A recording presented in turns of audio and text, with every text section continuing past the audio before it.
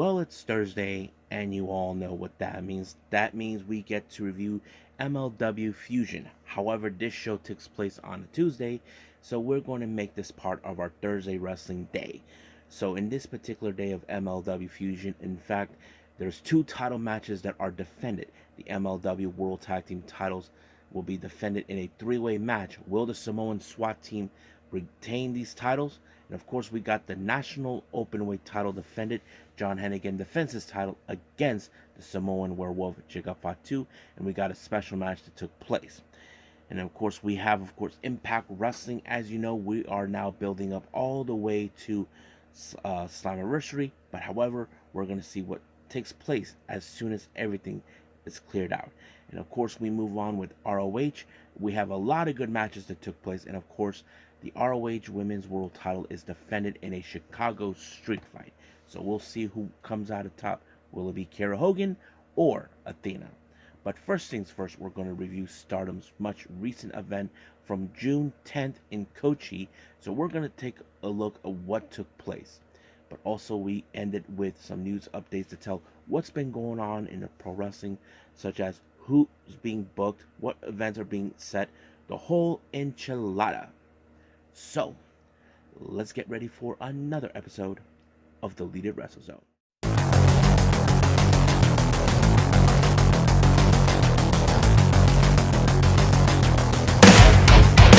Are you ready? Get up, get up! Get up, get up! Get up, get up! Get up, get up! Get up, get up! Get up, get up!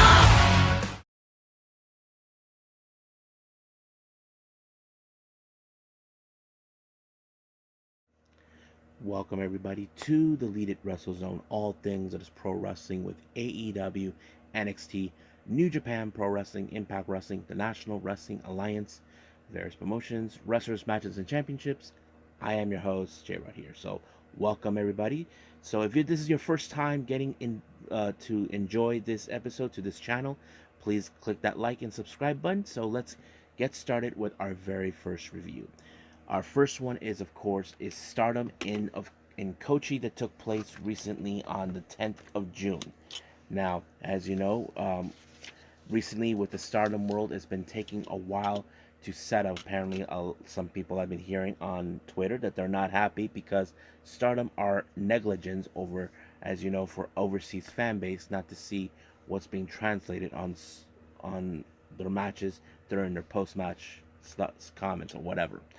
So, our first match, we feature Aya Sakura taking on our current high-speed champion, Saki Kashima, in a non-title match. Now, those who know this type of match, you probably will guess that yes, Kashima will walk out as the winner due to the fact that she is the champion. But also we know that Aya Sakura is still the least experienced wrestler in the match. So she used the double arm um, face buster to put away Sakura, but also informing her that she'll never be challenging for the high speed title. Well, she's not ready for that yet until we get to it.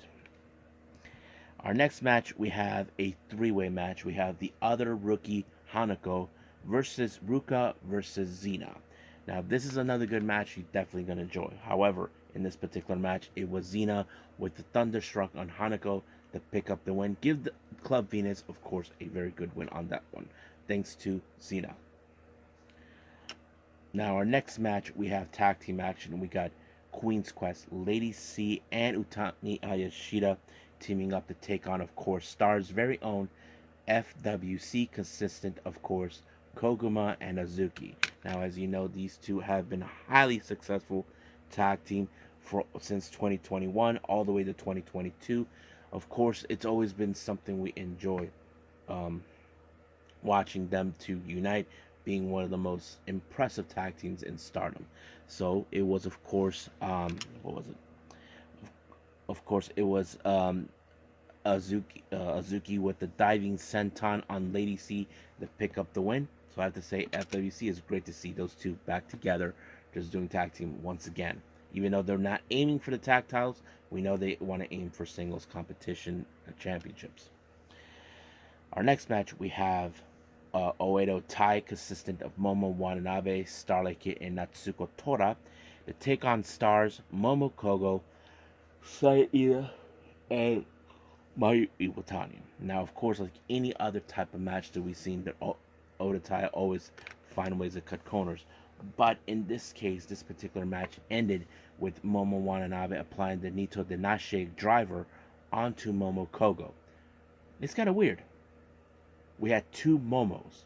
One that was was pinned, taken out by the Nito Denashe, and the one who initiate Momo Watanabe. It's kind of confusing knowing there's two Momos.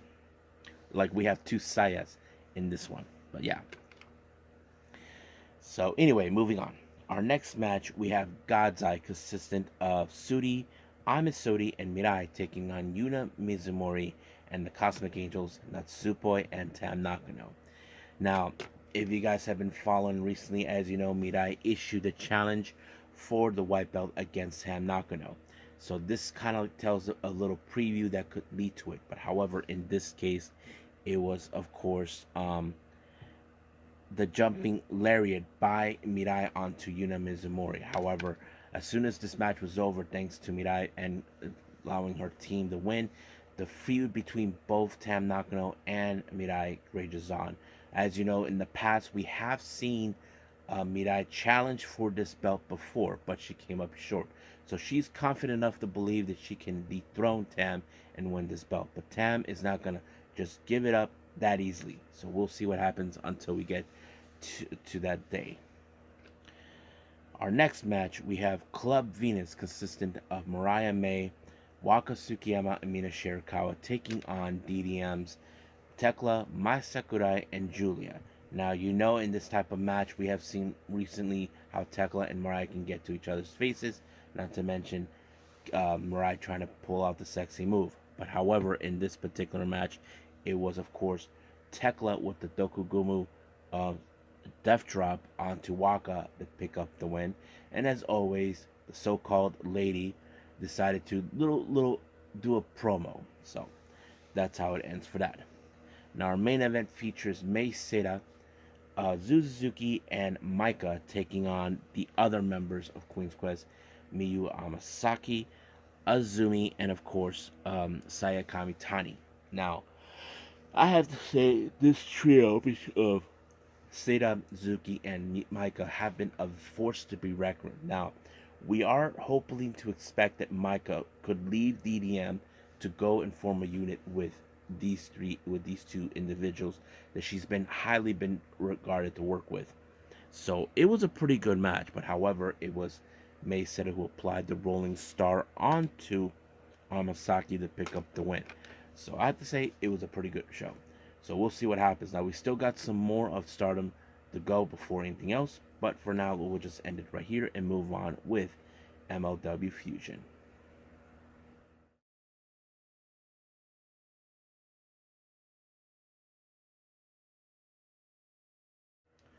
Okay, our opening match for MLW Fusion features, of course, the MLW World Tag Team titles in a three-way battle.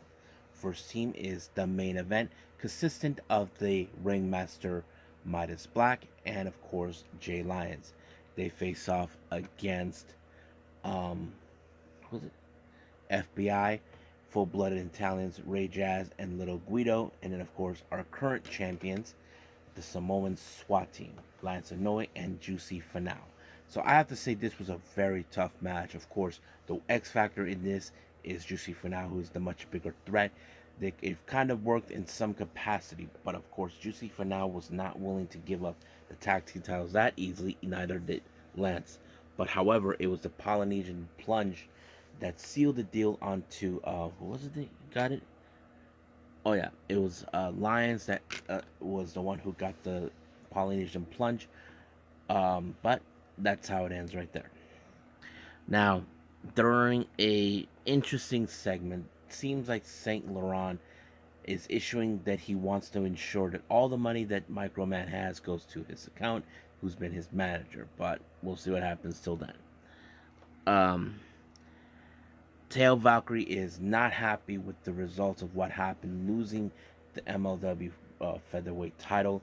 But of course, that's how it goes. And then, of course, we had another situation where, of course, Mance Warner is calling out, of course, Azteca Lucha, who's been nothing but a thorn in their side since then. But let's move on to our next match. We have Beastman with Kimchi taking on Microman. So that is a very interesting match. Microman is a very short dude, so somehow he was able to overcome everything that was thrown at him. But luckily, of course, somehow Microman was able to pin uh, Beastman, and that was pretty much it. Now, as you know, recently the Bumaye Fight Club continues to saying that there's a lot of conspiracy in their way, but they believe that this will be the time where, of course, Alexander will lose the title to him, and that he's going to bring it to the people. So we'll see what happens until that time. But let's move on to our main event. The MLW National Openweight title is defended.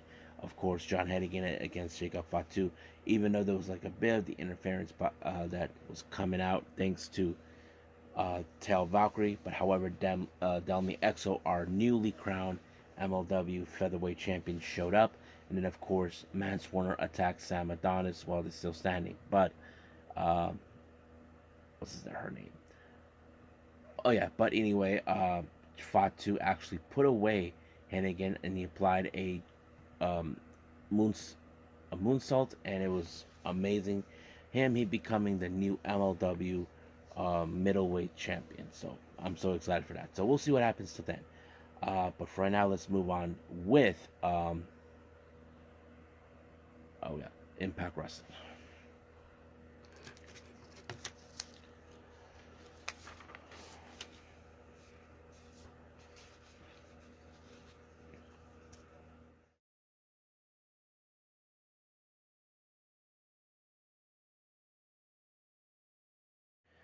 Okay, Impact Wrestling. So let's get started.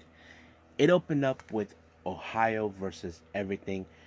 Jake Christ, Madman Fulton, and Sami Callihan taking on Brian Myers and the Good Hands. Now, I have to say this was a pretty good opener from what I saw.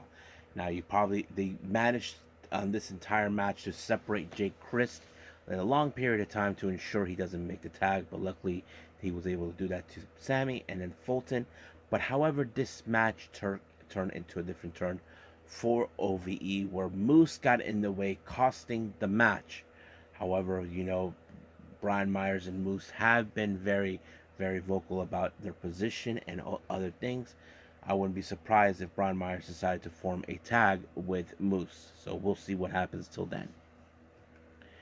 Now, later on, we did see Sami Callihan not happy. However, Rich Swann saying that now that things had ended at Against All Odds, he's willing to refocus, helping Sami Callihan. So we'll see what happens till then.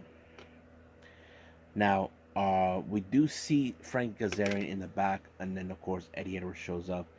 Now, Frankie Kazarian doesn't trust him since he turned his back on the fans and everybody on Impact and all that.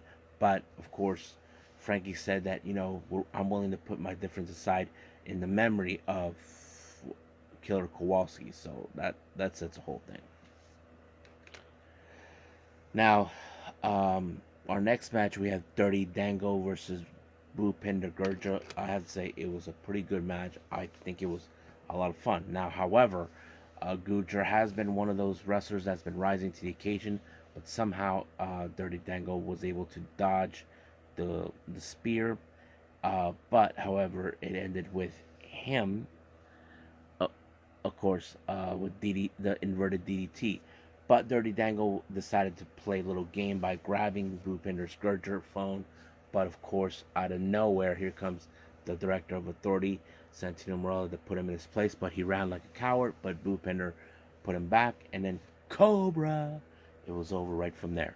So I thought it was a lot of fun to see. Let's see. Now, our next moment, as you know, during the BTI, we had Nevia taking on Jody Jody actually won. However, Nevia runs into some old friends. We're talking about, of course, Rosemary and Havoc. However, Rosemary goes by forgot her name, and oh yeah, Courtney Rush, and of course what's her name? The one from, well, of course, Havoc. But however, it appears that they're trying to find out what's going on. How come they're not being their normal selves? But we'll see what happens until then. Now, apparently, as you know, Zicky Dice has been being lectured, learning how to be a referee. I don't know if he's 100% certified, but we'll see what happens. The design, Khan and Angels were in a match along with Dieners to take on Jonathan Gresham and, of course, what's his name? Mike Bailey. But however, things are not looking good for the design. They were able to barely hang on to, so there was some misfires on both sides. But in the end, it was very much of a disaster until everybody went their own separate ways, and all this and that. But hold on, hold on. Yes. So basically, the design are now bickering over how this mistakes happened. But the obvious question is the design really gonna fall apart? So right now, seeing Gresham and Bailey win, that's gonna be great. Right now, I'm a little sleepy, folks. Sorry about my misinterpret everything. I'm just too tired.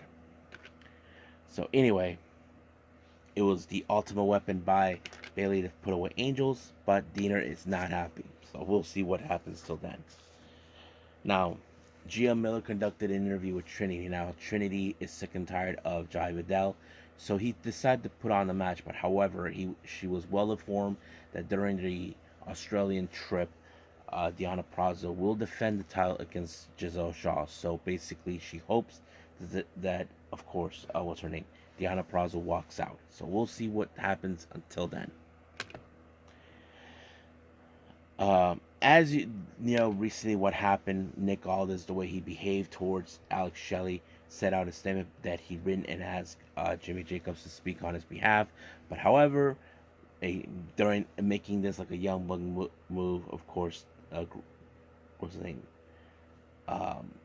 Sabin and Shelley super kicked them, that sort of thing. I thought it was kind of like what something the Young Bucks would do mostly, but yeah. Now, our next match, we have Taylor Wilde along with Kylan King to take on Killer Kelly. I thought this match was insane. But, however, in this match, we see, of course, Kylan King gets involved, but, of course, a roll-up by Taylor Wilde to pick up the win, and they try to give a beatdown to Killer Kelly. But out of nowhere, Masha Slamovich shows up and helps her. So that is an interesting thing to hear about. So we'll find out what happens down there.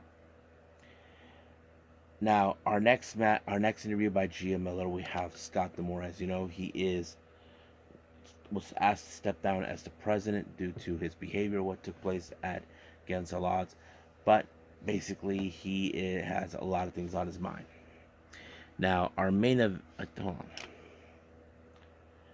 match is the digital media title. Joe Hendry taking on Yuya Uemura, but Sheldon and King were watching this, but I thought I knew that Joe Hendry was going to walk out, but he was impressive when he applied the standing ovation very well onto Yuya Uemura in a much difficult way to do it, but he did it. Now our main event is Steve Maclin and Bully Ray taking on Eddie Edwards and Frank Kazarian, but I can tell you that this match ended in a disaster when there was misfire that took place. So I don't know what's going to happen until then, but we'll see what happened. But we do know, of course, I'm sure Frank Kazarian is going to say, what the hell was that all about? But yeah. So I think that's pretty much it with Impact Wrestling. I believe it's time for ROH.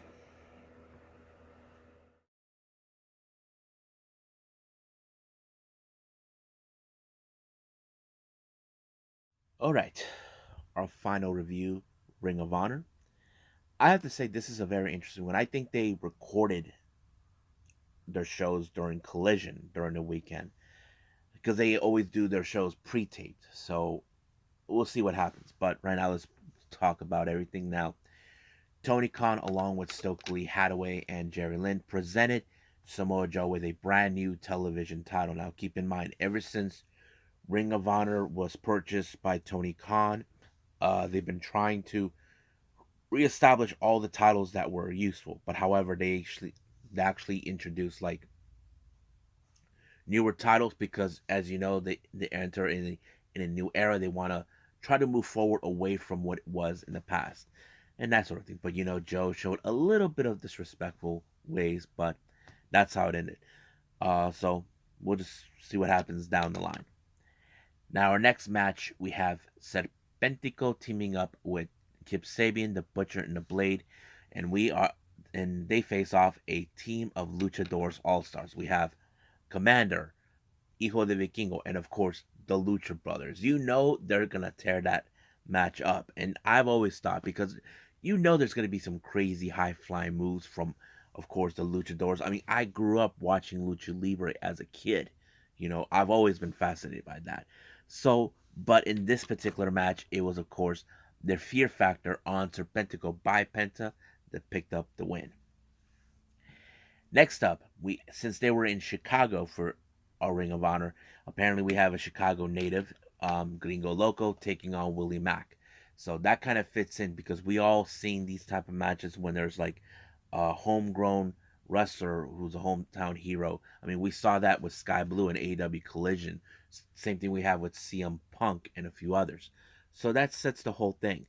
But I have to say it was a pretty good match. But one thing that Gringo Loco did in order to surprise everybody, he pulled off a super Spanish fly off the corner side of the turnbuckle, winning the match. Next match, we have Trish Adora taking on Allison Kay. I like how this match was. I mean, Trish Adora, I know she has made uh, appearances in Ring of Honor even before Tony Khan purchased it, but I feel like she has becoming more established to be in Ring of Honor.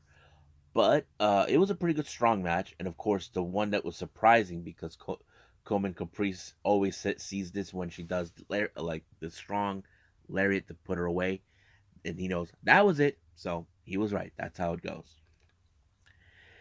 Now, our next match, we have Silas Young versus Kyle Fletcher. Pretty good match. Now, I have to say, Silas Young, he's like one of those tough SOBs that will try to tear apart Kyle Fletcher in every possible, like trying to hurt him some more. But Kyle Fletcher, he's not going to let, someone like Silas Young to bring him down. But he applied, of course, a combination of hammerlock, DDT, pile driver, whatever, of course, Coleman Caprice called it. But uh, it was pretty interesting, so he picked up a good win. Next up, we have the Embassy. As you know, they are a strong team, currently our current ROH six-man tag team champions. They take on Trent Storm, EJZ, and Luke Karts. But you probably can guess this match ends with the Embassy. They did a triple finisher, but it was what's his name, Teo Leona, who was the legal man that picked up the win for his team. But the obvious question is still, is anybody strong enough to dethrone the Embassy? Well, we'll see about that. Next up, we got Josh Woods along with the Varsity Athletes taking on Dalton Castle. Now, we all know these type of matches when it comes to, of course, Josh Woods with his buddy Tony Nese and that idiot Weasel Sterling. They were going to be interfering. But one thing that's funny, Dalton Castle goes, "Bring me a boy." So he gave all the boys to Josh Woods, to Tony Nese. But one thing that was surprisingly, Josh was about to do something, but he was caught by Dalton Castle that set him up for the Batarang to pick up the win. I thought that was really genius and a smart way to finish off the match. Next up, we got the Infantry versus the Kingdom. Now, this is a very interesting matchup. Now, before this one, the Infantry are already lost twice to them, but due to the interference by, of course, the Kingdom. However, recently the Kingdom decided to talk to Stokely Hathaway, and they decided to say that that the Infantry have been saying negative comments toward them. But however, the Infantry went to talk to him, saying they want to have another match with them. But they told him, we never said that. But they just admit that, okay, look, we all agree, we all made bets about how long you can last, as as part of the board of directors. We said a year. They said 2 weeks. But so they gave up the opportunity. But one thing that was very interesting, once they stopped talking to Stokely, they said, "What are we going to do about Maria? I got that covered." So basically, they had something up their sleeves. So the match was pretty awesome. But of course, in this particular match, Maria was going to get involved. But as soon as, of course, Taven and Bennett had the match won, Trish Adora shows up and scares the hell out of Maria, but did cost, of course, the Kingdom the match. It did allow for what was it? Uh, I forgot what it was. A pinfall onto Bennett. It kind of it yeah, a jackknife that kind of put uh, like confusion. They can't believe what just happened. So basically, the infantry are not happy. Later on during the interview, they're upset at the fact that Stokely Hathaway turned on them and all this other stuff. But Maria, who, if you guys remember clearly, before Ring of Honor was purchased by AEW, by Tony Khan specifically, Maria was not happy that Trish Adora decided to do his little stunt. However, it just seems like the infantry has grown great. I think it's because, if you guys know this, all three of these individuals, Sean Dean serving the Navy, Carly Bravo, the Army, and of course, same thing with Trish Adora. It felt like natural that those three could be a perfect unit, as because of their background as part of our U.S. military. And I would like to see Trish Adora participate more with the infantry. So we'll see what happens until then. Next up, we got Lee Moriarty and Big Bill taking on Matt Sydal and Blake Christian. I think this match was also pretty good because there were some good moments in this. I mean, when you have a big man, you have to try to do everything to take on. And frankly, that match ended with, of course, when Big Bill applies the East River Cross onto Christian to pick up the win. But nonetheless, it was a pretty good match with Christian and Matt Sydal as a team. So we'll see what happens down the line. Now, our next match, we have the Dark Order, Reynolds and Silver, along with -1 Brody Jr. They take on Davey Bang and August Matthew.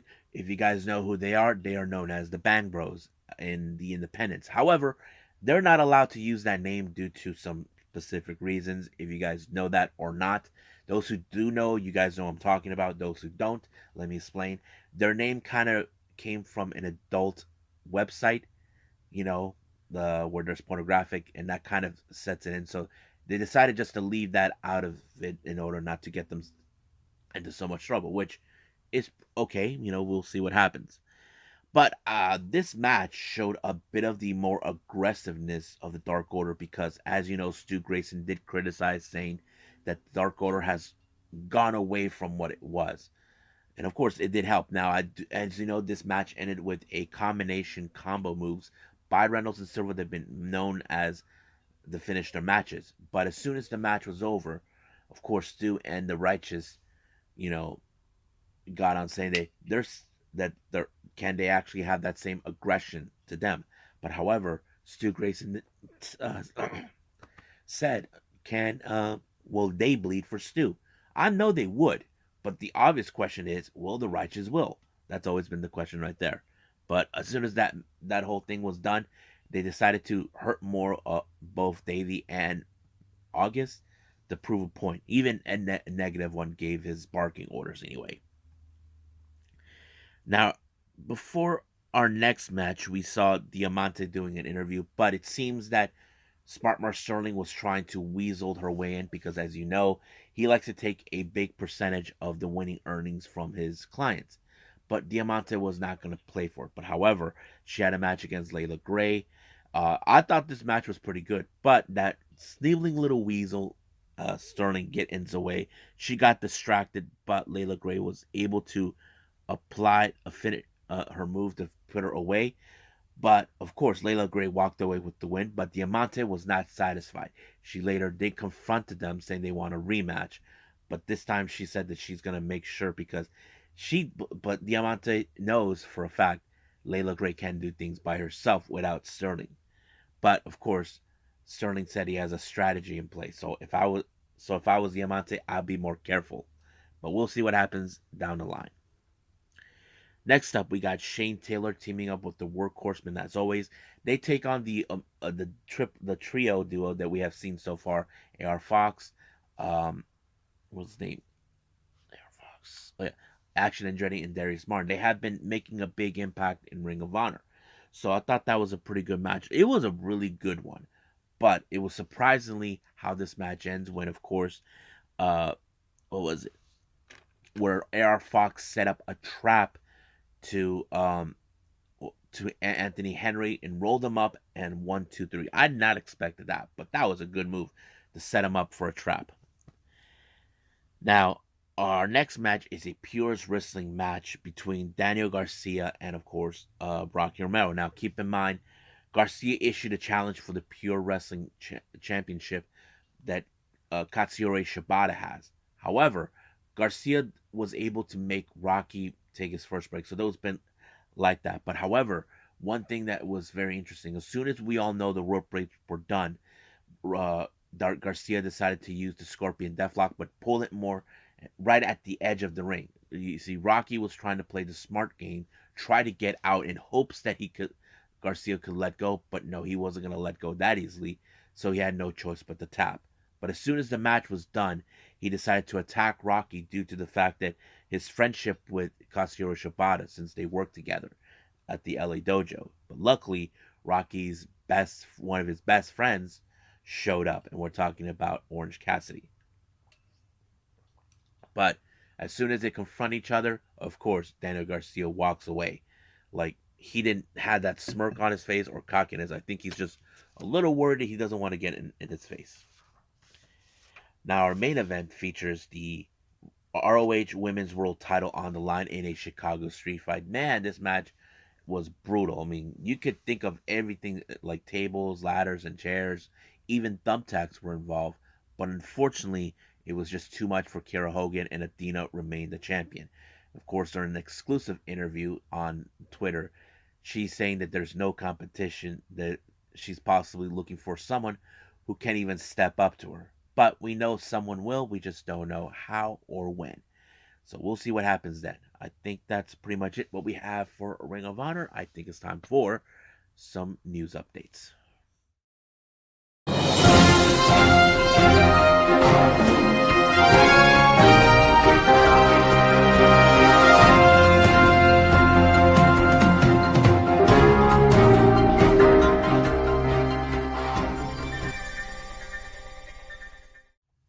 Okay, so welcome to our news updates. Now, our first topic here of our updates, this is something I want to talk to everybody. Now, as you know, I talked about MLW, and we just saw John Hannigan dropped the MLW National Openweight title. However, it seems that there's a reason why that title was dropped. According to PW Insider, there's been now talk that AEW are signing John Hannigan, and it appears that he will be making his TV appearance. The rumor goes that he might go for Johnny TV or Johnny Television. Now, keep in mind he's been using multiple names with Johnny. That's why we call him Johnny Multiple, because we don't know who he's going to be. If he's going to be an Impact, he's going to be Johnny Impact. If he's going to be Johnny Mundo or Johnny whatever. So he's like that. So there's been talk that he may be signed with AEW, and that is something is that been confirmed. But there's been talks and confirmed by PW Insider. But we'll see what happens. Now, we can say it's a load of horse crap as much as we want, but until something is announced, that's when we'll legit about that. So we'll see what happens till then. But on a positive note for this, if this is true, then that means that both he and Tail Valkyrie will be together anyway. I'm sure they cannot live without each other anyway. Now, as you know, I did announce many times for the West Coast Cup. They'll take place on the 10th and the 11th of August. They announced for another participant for this tournament, and that is none other than the one called Manders. So he is now in the tournament. Interesting match has been taken that's been announced for RevPro for next month, the Epic Encounter on the 9th. The RevPro Undisputed British Heavyweight title will be defended. As you know, our current champion, the Great Khan from the United Empire, will defend it against Michael Oku. Now, certain people have been talking about this particular match in a very interesting way. The venue where they're going to be, I just cannot remember the name of the venue. It's the same venue where, of course, Michael Oku debuted, but the ironic part, his opponent, his very first opponent from his debut, is the Great Khan. But the obvious telling is, will there be a different result to this? Because from what I'm hearing, Khan won that match. But will Michael Oku make history and become the undisputed heavyweight champion? That is something we definitely going to be hearing about. But we'll see what happens then. Now, interesting developments about Pro Wrestling Noah in 3 different major things. First one, recently Yota Tsuji made his appearance at Corkin Hall during a Pro Wrestling Noah show. Why did he do that? Well, there's an obvious question. Katie Omiya, as you guys know, who is known as the Supernova or the savior of Noah, said something about Tsuji. And Tsuji didn't like what he said, so he decided to show up, attend the show, and of course he had that creepy smile on his face. Now, you probably can guess that he's trying to get under the skin of Kato Kiyomiya, but I can't wait to see those two face off because it turns out that they will be in the same block in the G1. Now, I did remind everybody, Kato Kiyomiya will not be involved in the N1 victory. Now, if you guys remember this particular wrestler, Jimmy Wang, well, it's been announced by Pro Wrestling Noah, Jimmy Wang will be making his Pro Wrestling Noah debut, but he's not going alone. It was announced that his daughter, Jazzy Wang, would also be in a women's match in Noah. So both of them will be making their debut. Now, from Jimmy Wang, he'll be teaming up with former WWE stars, Stallion Rogers, if you knew him as Kurt Stallion in NXT, and of course, I'm super and I'm crazy. So he's going to be teaming up with those two. Now, their opponents are none other than, of course, good-looking guys. Jake Lee, who's the other one? Oh, yeah. Yohei, and of course, Tadasuke. And as for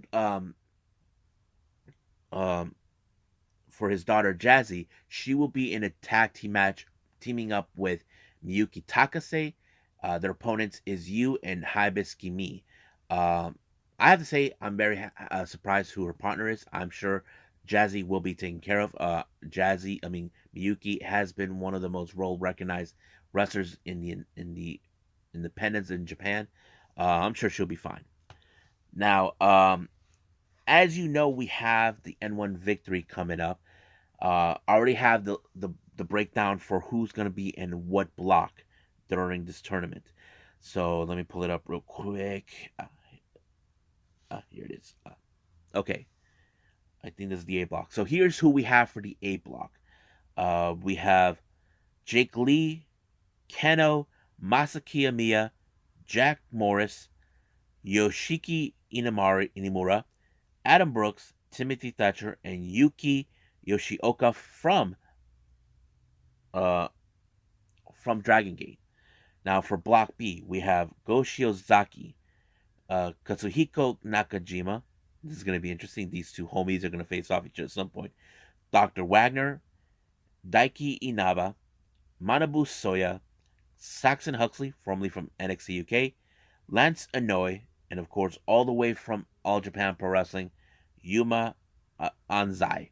So it's interesting now we're seeing participants from All Japan and, of course, Dragon Gate involved. But it's going to be a lot interesting to hear about.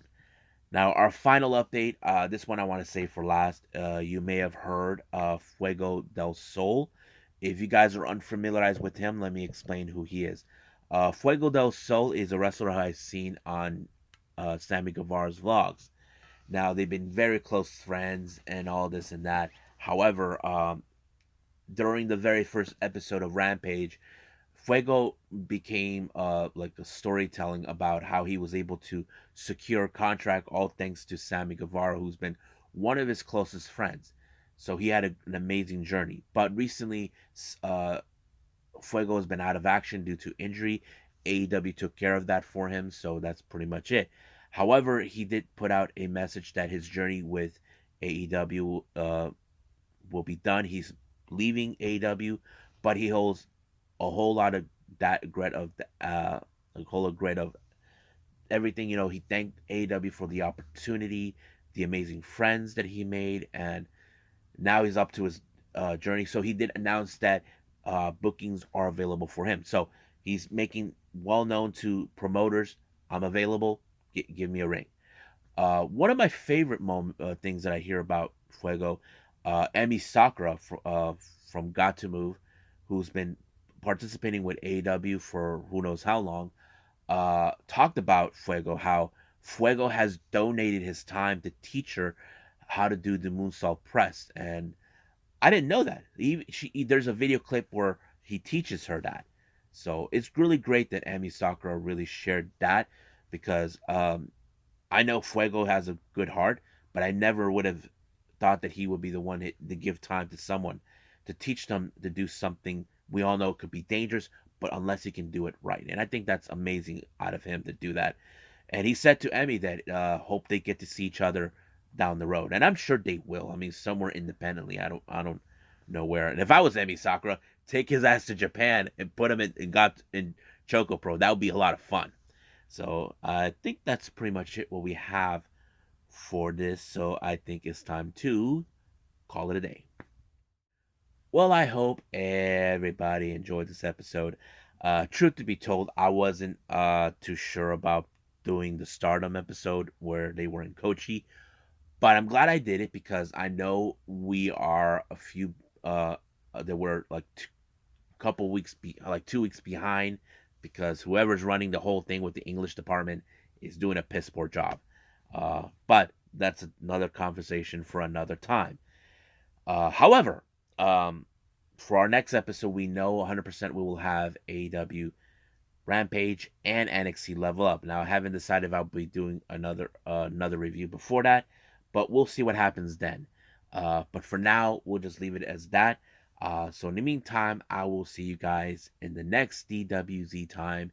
Same DWZ channel. I must bid all of you adieu. So, goodbye. Mwah. And have a nice day. Bang.